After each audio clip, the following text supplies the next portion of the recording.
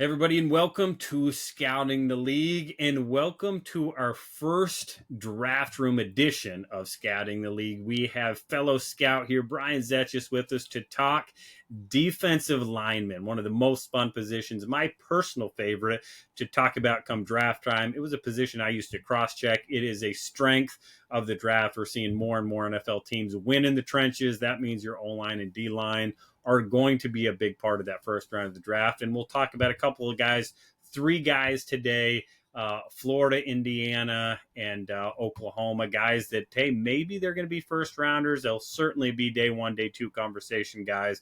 Before we jump in, though, let me remind you, go like, subscribe, share this podcast and video wherever you're watching and listening. Apple Podcasts, Spotify, over on YouTube. Make sure you hit those like, subscribe, and share buttons. Again, get some true scouting reports here today. And we know that there's somebody else in your life that wants those scouting reports. Share this with them. Head over, give us a follow. I am at RightStepADV on X. RSAFootball.com is my website. Brian, where can people find you if they want to come beat you up on these scouting reports? Yeah, absolutely. I'm on Twitter. My handle is at bzeka7. And then I know a lot of people have connected with me on LinkedIn as well after our past podcast. I was able to be on with you. So either one of those. I'm not a big social media guy, but anything questions you have, please feel free to hit me up. I'd love to connect with anybody. Good. Well, I'd imagine there'll be some questions coming out of this podcast today talking about these three players. So make sure you give Brian a follow, give me a follow. Make sure you check out yesterday's episode where we jumped in with Drew Fabianich of the Panini Senior Bowl. Really fun conversation. Things to look forward to with the Senior Bowl. Maybe getting a little bit of old school, bringing some stuff back that the people want, as well as some of those top 300 players and how they got to them. Really fun conversation first. Listen to this one. Go back and listen to that full conversation with Drew. Really fun conversation with Annie Duke, World Series of Poker champion, cognitive psychologist, talking about decision-making tomorrow on Scouting the League. So make sure you check everything out. Really fun. Let's jump into the draft room, Brian. We gave you three guys: Tyreak Sapp of Florida, Mikail, Kamara, James Madison now at Indiana in his second year, and then Gracen, Halton at Oklahoma.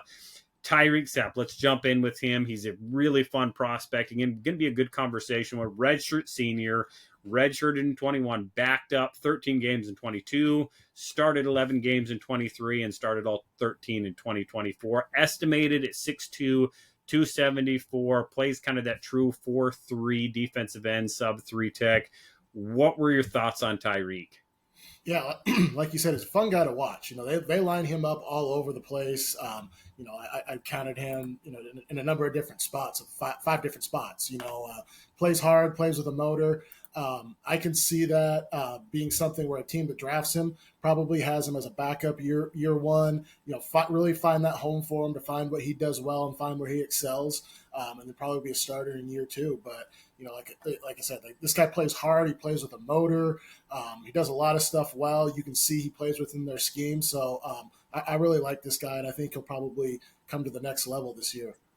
That versatility is always an interesting one because versatility is fantastic. But you better be at least good to very good at one spot if you want to be an NFL starter or be a day one, day two guy. Where do you think this guy's home is? Where is Tyreak best lined up? Again, year one, you want to simplify it for a lot of these D linemen. Where are you putting him year one to get him comfortable in the NFL?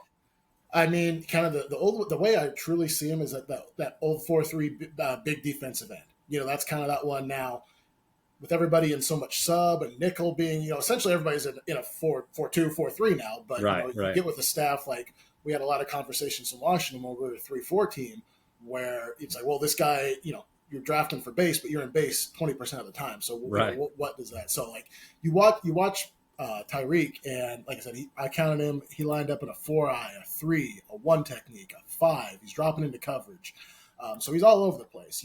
I do think having a home for him would make him go to the next level.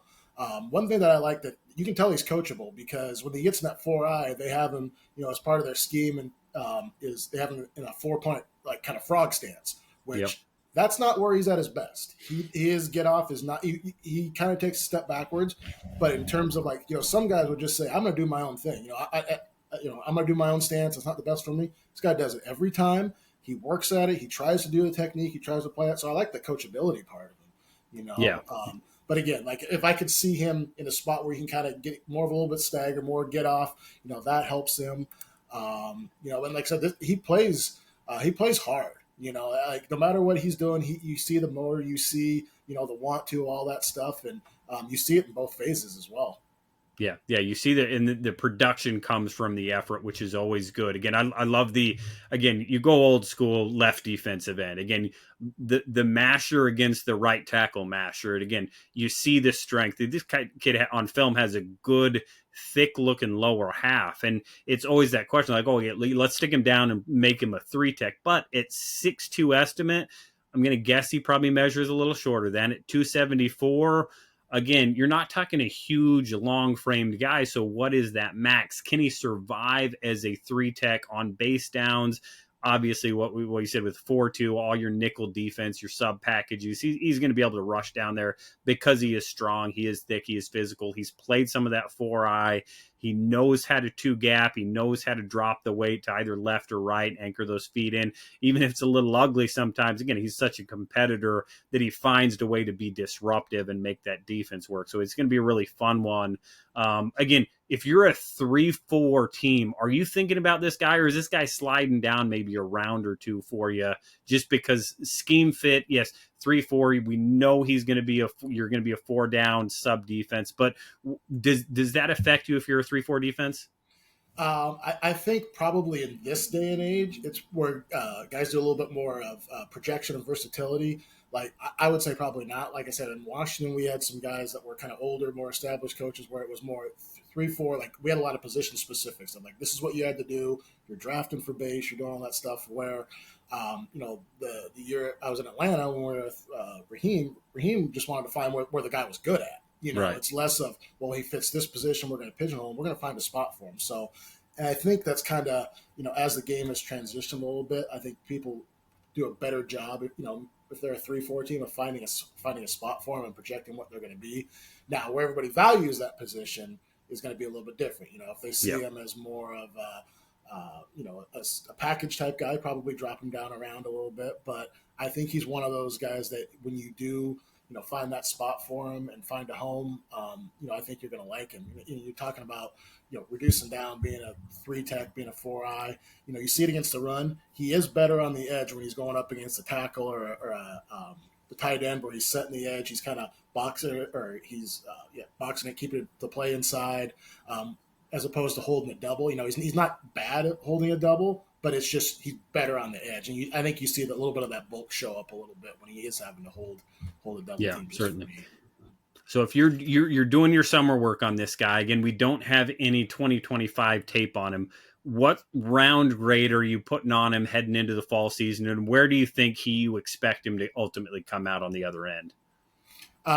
Just for me, just based on what I had, you know, what I've done throughout my career in terms of grading scale, probably in that third to fourth, just because of that's kind of where I was always taught that the guys that are your starters, you know, package type guys, that's where you kind of have them. Now, he's a guy again that could ascend. You know, we don't, like you said, we don't have their tape. We don't know what they're going to do. You know, Florida definitely took a step forward towards the end of the year. You know, you watch some of the stuff at the beginning of the year. It looks like they're, you know, simplifying some stuff. You know, maybe finding more of a home for guys instead of just, you know, everything that they're trying to do all over the place. But you know, I think a good year can help move that guy up into that second, you know, in that second round. You know, at least the top of the third, where you're saying this guy's a year one competing starter. Yeah, no, I think that third round grade going to the fall season perfect. And this guy's going to be a starter. You're going to have him on the field with your top 11. And again, is a fun player. Either he ascends during the season, gets some sap production. This is also one of those upside, again, all-star game guys. You get him in his true position. You really see those traits come out against top competition. It's going to be a fun year for him and a big year for Florida. This whole Florida roster, they've got some prove it down there under Coach Napier. And I think this guy, his temperament, the way he plays, says he's going to be leading that charge to prove that that staff and everybody needs to stick around. So Tyreak Sapp, going to be a fun player. Again, we got him. We'll throw that third round grade on him now with the arrow up and see where it all ends up. Well, let's jump down again. Another player, Mikail Kamara, again, another interesting guy, started his career at James Madison, one of our remaining COVID redshirt guys. Took that COVID redshirt in 2020, 2021, took a medical redshirt, 2022, played in 5 games and then was injured. So again, you're really, really lean on that play time early on. 23 started 12 games. Of course, follows Coach Signetti to Indiana in 2024, where he started all 13. This was an interesting guy because he really late in the year, I did reports for a couple different people that asked questions, and kind of a one-liner type. Hey, yeah, he could come out. I think he gets drafted probably day 3 last year, chooses to come back. Expectations in Indiana. Again, kind of a sub guy, a little bit different stylistically. What were your thoughts on Mikail? Yeah, I definitely think he's a good player. Like when you see the pressure numbers at 270 pounds, I was thinking something different. I was thinking he was going to be kind of like I'm dating myself, where like a Geno Atkins or like a Grady Jarrett, where a guy that's getting up the field and really causing havoc, or coming off the edge and burning with speed. But that's not him. He's a good player, but I think with him, you see a little bit of again, kind of the same deal with Tyreak of like, where is he fit? The comp I had in my head of just like the body type and the play style was Emmanuel Agba. We always had that discussion of 3-4, 4-3. Where does he play? Where again, probably a 4-3 end where he's doing that stuff is probably the best fit for him. I don't know if having him reduced down is the best, because you just kind of see some issues with the bulk showing up again. It's 270 pounds. You're holding a double. Yeah. That's hard. It's hard to ask guys to do that. But again, like it's hard to, production is production. You look at that, like it's hard to find guys that pressure the quarterback all the time, right? And he does. It's so I think he definitely finds a spot for himself, and just another big year will move him up, like you said, that day 3 to being into that day 2, that start around. Yeah, you hit it on the head again. At 6'0", listed, 262. Again, a player that I thought played a little bit bigger than that. Again, as much as you see him reduced inside and kind of that hybrid 3-4 technique, again, a lot of slanting, a lot of movement. That's good for his game. This guy, what really stood out to me was kind of his call it Gumby, call it bend. Again, this guy could manipulate his body to split gaps. And when you start talking that pressure, again, that's something that he really does naturally. It's hard to get a full piece of him, leads to the pressures and everything like that. But on the other end, again, some of those 4-eye spots, he's just getting, thrown out the club, as you would sometimes say. Again, some of those big tackles, guards getting down on him, just whether it's lack of feel, lack of size, or lack of, again, just playing in that spot in that defense against Big Ten competition. Again, something I'm sure we'll see him better at. But again, I thought played bigger than 6'1", 262. So again, a guy truly belongs on the edge. Again, probably a 4-3 defensive end that I could see in kind of an older school Baltimore true 3-4 that really utilizes 3 different outside linebacker type body types. Again, a run stuffer, a guy that's going to come downhill, the guy that's going to move a lot pre-snap. That's where this guy could be a lot of fun. Again, the rush development, another year at Indiana. Again, really hard to argue with that decision, even though it's a year older. Again, it's a good program. It's a good weight room. It's a good staff there in Indiana. It's going to do some really good things. Ultimately, where's this guy's best position? Is this guy that 3-4 outside linebacker, or can he fit 3-4-4-3?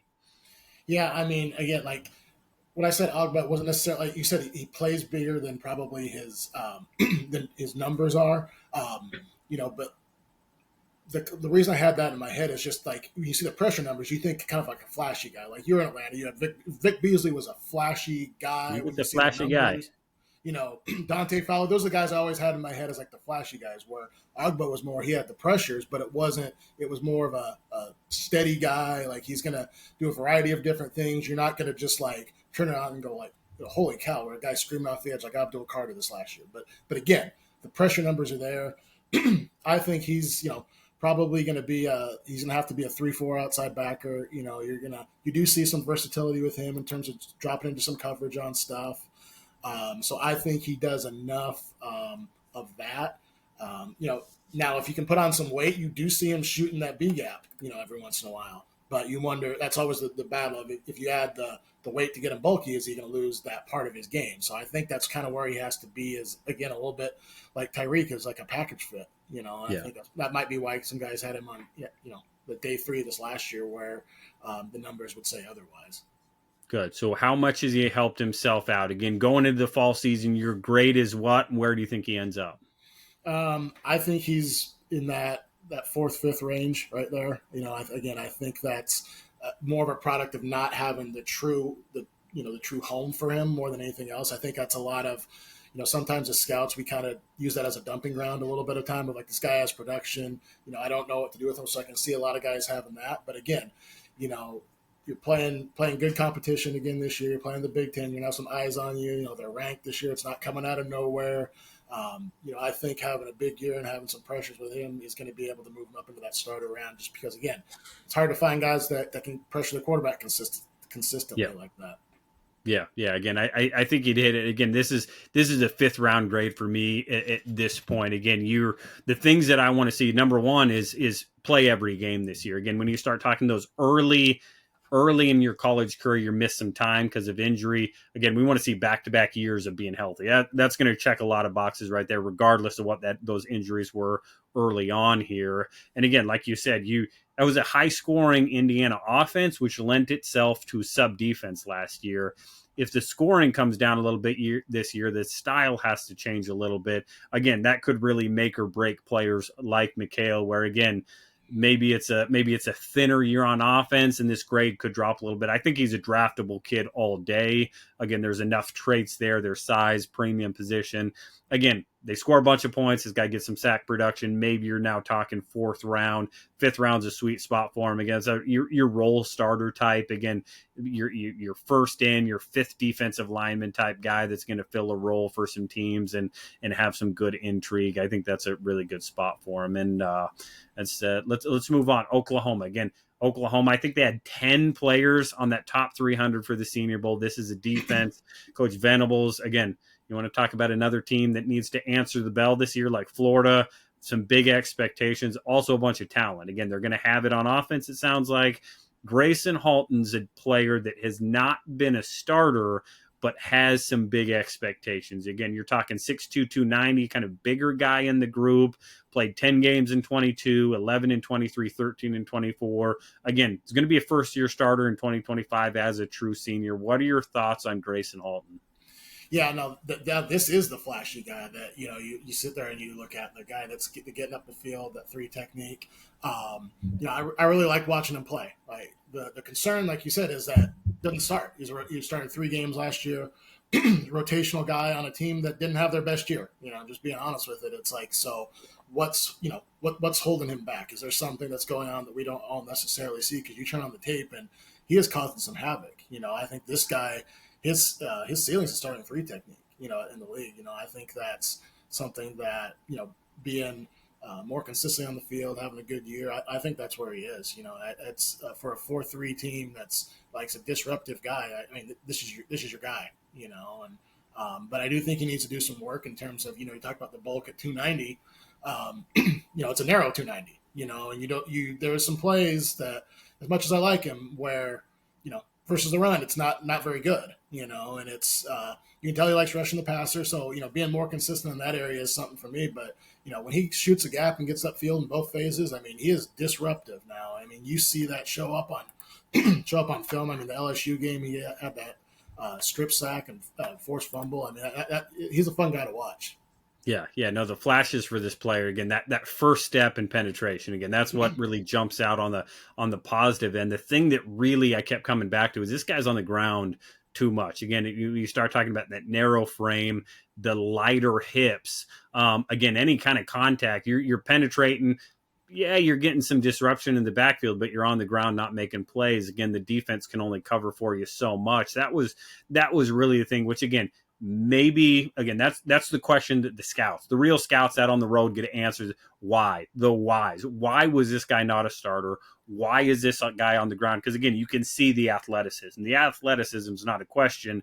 The consistency in staying on your feet and finishing plays, football IQ. Again, a guy we were both around in Grady Jarrett. Again, when he penetrated, his football IQ was such that he probably had it narrowed down to two things. So again, he's probably going to be right at least 50% of the time, if not higher. Where again, when you're penetrating and getting in the backfield like Gracen, if you don't know what to do, you're trying to react every snap.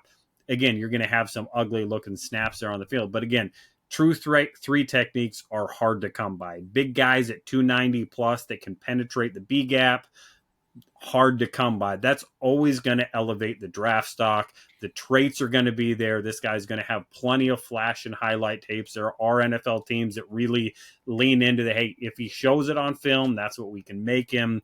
Where do you see Gracen going into the fall season, and where do you think he comes out on the other end?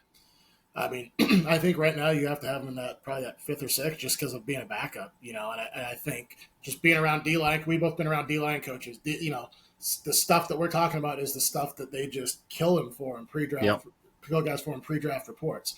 Now, clean that up. You're able to maximize what you do. You're able to get stronger and hold that run, stay off the ground, do all that stuff. Then again, I think the guy's a starting player. That's his ceiling. So if he cleans that up and plays his potential, I think he's an arrow up. But for me, he's got to be a backup right now, just based on where he is. But that this guy could ascend and round, especially playing where he's at. Oklahoma, you're not going to hide from anybody there. You're not going to. There's no sleepers there. No, I think that's great. I'm probably slightly higher. I'm probably throwing that fourth round going in. Again, this is that tough guy that again you're throwing a grade on and throwing your asterisk in there. Again, this is a guy that has all the traits, but and that is what scouts get to answer this fall is the buts and the whys. Why are we seeing what we are? But again, it's going to be interesting to see what a Pete Carroll defense looks like in Vegas, because this is a Pete Carroll 3 technique. This is an old school Dan Quinn 3 technique. Robert, so again, all those kind of 4-3 Leo defenses that we saw under the Pete Carroll tree, they had a premium on that 3 tech that again maybe wasn't always productive, but was penetrating and disrupting. Where we see these defenses getting back right, again, it's going to be interesting to see if he elevates himself up the board, and again is going to be a guy that comes into the year could really help himself. A guy you start talking like second round ceiling, again, sneak into the first round if it falls right for him, has a good year, productive, does all those things. This is a high ceiling player that could really help himself out. Again, this whole Oklahoma defense, Coach Venables, again, big time competition. He's going to have the opportunity. So Gracen Halton is going to be a really fun one to watch. Well, Brian, it was some excellent draft room. If you're stacking these players, if you're taking a guy, which guy are you buying stock in right now at the end of the day? For me, I'm buying stock in Kamara just because of the production numbers. Again, it's tough to find guys that have pressures like that who can consistently pressure the quarterback. So that's the guy that I'm buying stock in today. But if I'm really rolling the dice and throwing my money in there, I'm betting on Halton just because of what he can possibly do. Good. Those are, again, you can't go wrong buying stock in any of these guys. I'm sure they have plenty of agents hitting them up. Again, 2 guys on the top 300 for the Senior Bowl. Mikail's going to be at one of the 2 big games, I am sure. Going to be fun players to watch, fun ones to track. We will keep an eye on him as we go throughout the year. And we'll be back with more Draft Room. Brian, as well as our friend Dane Vandernat and Michael Coe will be with us in the next coming weeks. And I'd imagine Brian will be back to talk another position. If you want to hear specific players, specific positions, you want to hear opinions on other people, let us know, let Brian know, let me know. We will try to get to them as we get through our players in the Draft Room here on Scouting the League. So make sure wherever you are at, don't just watch football now that regular season football is on. Keep scouting.